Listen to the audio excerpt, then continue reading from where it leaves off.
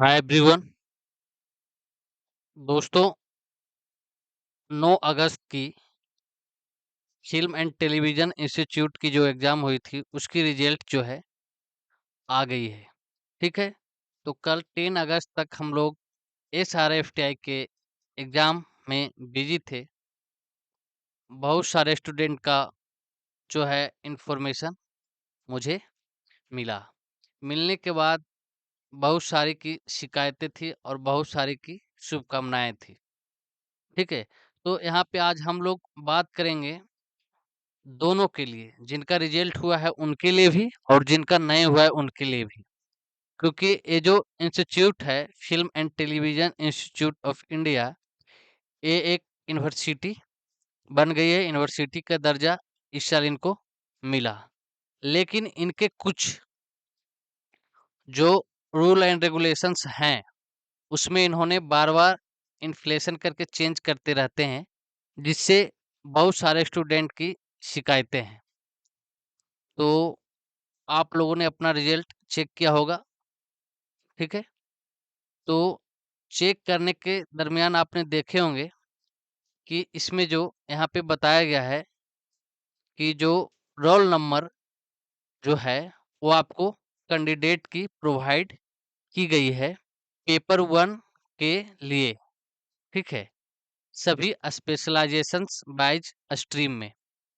तो यहाँ पे बात आती है कि पेपर 1 में अगर आपका रिज़ल्ट हुआ है, तो यहाँ पे आपका रोल नंबर दिया गया है, जिनका-जिनका रिज़ल्ट हुआ यानी कि पास हुए हैं। और उसके बाद वे पेपर 2 के लिए वो इवैल्यूएशन होंगे, ठीक है? पेपर 2 उनका इवैल्यूएशन होगा, उसके बाद वो क्वालीफाई होंगे, उसके बाद ओरिएंटेशन एंड इंटरव्यू के लिए उनको बुलाया जाएगा और लास्ट स्टेज में फाइनल में आपका एडमिशन होगा। तो प्रॉब्लम यहाँ ये है स्टूडेंट का कि सर हर एक बार जो है स्कोर कार्ड आती थी।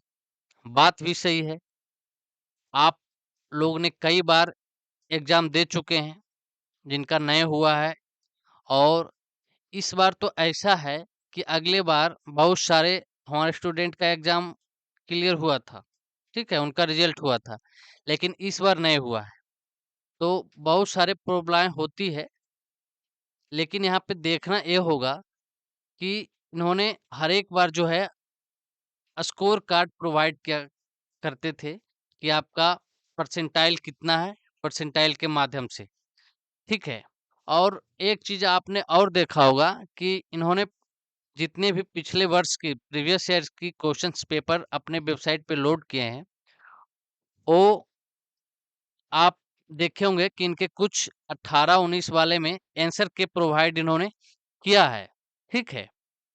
तो एक तो आंसर के का प्रॉब्लम, दूसरा इनका सबसे बड़ा जो है प्रॉब्लम है, वो है सिलेबस चेंज का। इन्होंने हर एक साल लगभग question wise, topics wise syllabus change करते रहे हैं। यहाँ तक कि टाइमिंग भी इन्होंने इस बार चेंज किया और एक सबसे अच्छा इन्होंने चेंजिंग की थी कि इन्होंने सीट बढ़ाई थी, ठीक है? तो वो चीज़ें अच्छी थी, स्टूडेंट के फ़ेवर में थी कि सीट बढ़ना चाहिए, सीट बहुत कम है। लेकिन इन्होंने ये जो स्कोर कार्ड का खेल खेलते आए, फिर आंसर के का खेल खेले, फिर सिलेबस चेंज का खेल खेले, स्टूडेंट के लिए सही नहीं है। क्योंकि इनसे रेगुलर एग्ज़ाम की प्रिपरेशन करने में परेशानियाँ बहुत सारी परेशानियाँ आती है। तो ये चीज़ आपको ध्यान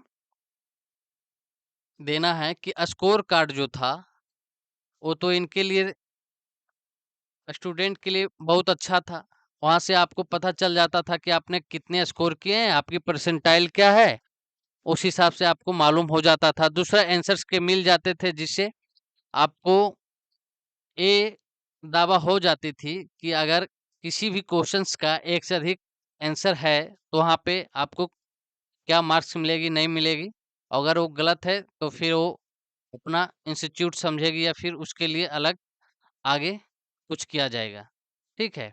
फिर तीसरा इनका सिलेबस चेंज है। सिलेबस कभी इन्होंने मेन रूप से, पारदर्शित रूप से कैंडिडेट के सामने रखा ही नहीं है आज तक, ठीक है?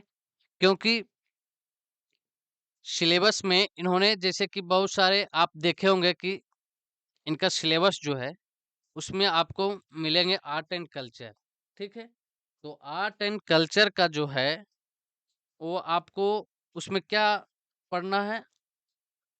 डांस वगैरह ये सब। फिर इनका कुछ सिलेबस है स्पेसिफिक, ठीक है? सब्जेक्ट स्पेसिफिक, जिसमें जो आप स्ट्रीम से है उनसे संबंधित है। तो वो सब चीज़ तो अच्छी है, लेकिन इन्होंने डिस्क्राइब सिलेबस को नहीं किया है, ठीक है? इन्होंने आज तक सिलेबस को जो है डिस्क्राइब नहीं किया और ना ही इन्होंने मतलब कि डिटेल्स में बताया है कि हम पूछेंगे क्या। इन्होंने मोटा-मोटी जो है आपको बता दें कि आर्ट एंड क्राफ्ट पूछेंगे, तो आर्ट एंड क्राफ्ट में बहुत सारे टॉपिक्स आती है। Film and TV, allied arts, literature, general awareness, environmental awareness, general knowledge और आर्ट एंड कल्चर और मीडिया, ठीक है? तो इनको थोड़ा-सा प्रदर्शित करने का इंस्टीट्यूट की ज़िम्मेदारी बनती है, लेकिन बात यहाँ पे अटकती है कि स्टूडेंट की इससे बड़ी ज़िम्मेदारी बनती है कि हम लोग उनके सिलेबस को समझें। ये बड़ी चीज़ है सिलेबस को समझना। तो इस बार क्वेश्चन पे भी बहुत सारे प्रॉब्लम आए थे स्टूडेंट के कि सर थिएटर से ज़्यादा क्वेश्चन पूछ लिया गया था और बहुत ज़्यादा डीपली जाके क्वेश्चन पूछा था। बट क्वेश्चन ठीक था, क्वेश्चन में कोई दिक्कत नहीं थी, क्वेश्चन सिलेबस के अंदर सही था और सही था, ठीक है? क्योंकि आप देखेंगे कि नाट्यशास्त्र से आपको एक्टिंग वाले में 3 क्वेश्चन पूछ लिया गया है। उसके बाद स्टेनिस्लावेस्की से संबंधित 3 क्वेश्चन पूछ लिया गया है। तो ये सब इम्पोर्टेंट टॉपिक्स है जिनसे आपसे क्वेश्चन पूछा गया था। लेकिन कुछ क्वेश्चन थे 4-5 जो आपको परेशानी में किए थे, बहुत ज़्यादा परेशान किए थे। तो इन सभी चीज़ों को ध्यान रखा जाना चाहिए। और टाइमिंग, टाइमिंग आपने देखा होगा कि इस बार 2 आवर्स 2 घंटे का ही था, लेकिन हर एक बार जो होता था वो टाइमिंग 3 घंटे का 3 आवर्स का होता था। तो इन सभी चीज़ों के लिए बहुत सारे स्टूडेंट का शिकायत थी। तो आप लोग कितने खुश हैं वो आप लोग ही अब क्लियर कर पाएँगे, क्योंकि जिनका रिजल्ट हो गया है पार्ट पेपर 1 में, ठीक है? तो ऐसा नहीं है कि आप पेपर 2 में आपको हो सकता है सिलेक्शन मिल जाए, ठीक है? आप क्वालीफाई हो जाएँ। क्योंकि जब तक स्कोर कार्ड और आंसर के का प्रॉब्लम ये सब है, तो उसमें दिक्कत ये आती है कि स्कोर कार्ड में आपको दिखाया नहीं जाएगा कि आपने कौन से क्वेश्चन के लिए कितने मार्क्स मिले आपको, ठीक है?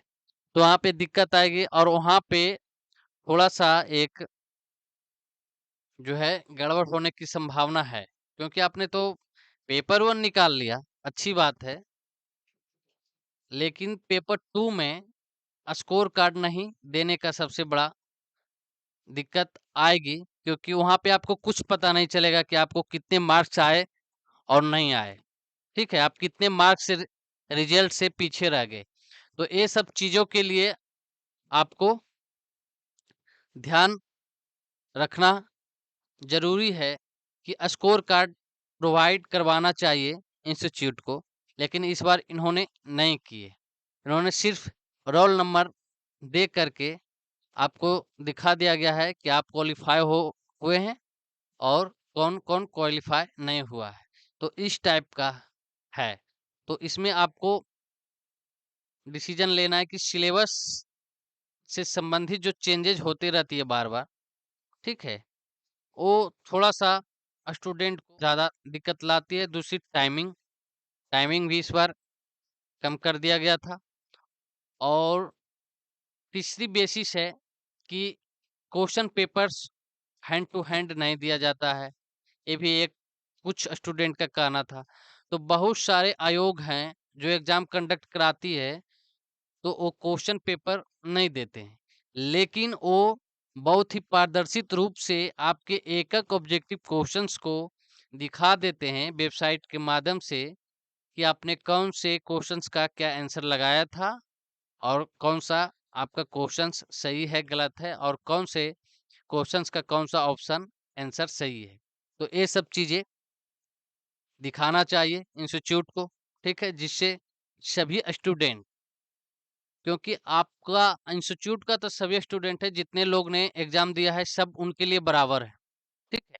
तो उस हिसाब से बराबर तरीके से इनको जो है काम करना चाहिए कि सभी क्वेश्चंस का आपको वेबसाइट के माध्यम से सभी स्टूडेंट का लोड कर देना चाहिए कि आपने कौन से क्वेश्चंस रोल नंबर वाइज, जैसे बहुत सारे आयोग करते रहते हैं, ठीक है? आपने बहुत सारे पेपर दिए होंगे तो उसमें मालूम होगा कि आपको वो आपका रोल नंबर डालेंगे, डेट ऑफ बर्थ डालेंगे तो आपका जो पेपर है वही अपलोड मिलेगा और आपको वहाँ से पता चल जाएगा कि आपने इसका आंसर क्या लगाया था और इसका सही आंसर क्या है। ठीक है? तो वहाँ से सही हो जाता है। वहाँ से एक संतुष्टि आ जाती है कि मैंने ही अच्छा नहीं किया पेपर में तो मेरा रिजल्ट नहीं हुआ। लेकिन इस तरीके से एक ब्लाइंड तरीके से रोल नंबर देके और रिजल्ट घोषित करना हमको उचित नहीं लगता है और बहुत सारे स्टूडेंट को भी ये उचित नहीं लगता है। अब इसके लिए इंस्टीट्यूट से एक प्रस्ताव रखी जाएगी इनके बीच कि अगले बार से अगर आप एग्ज़ाम लेते हैं, तो आप पारदर्शित रूप से रिज़ल्ट को प्रकाशित करेंगे। तो जिनका रिज़ल्ट हुआ है, वो आपको ये चीज़ें ध्यान रखना है कि पेपर 2 में आपको इस टाइप से नहीं दिखा दिया जाए, रोल नंबर बेसिस कि आपका रिज़ल्ट हुआ है और किनका नहीं हुआ है। और आपको ये भी नहीं पता चले कि आपका मार्क्स कितना आया उस एग्ज़ाम में। तो ये थोड़ी-सी दुविधा है, इस दुविधा के लिए और रिज़ल्ट की सूचना के लिए भी मैंने आपको इन्फ़ॉर्म किया है। थैंक यू, आप पढ़ते रहें, खुश रहें।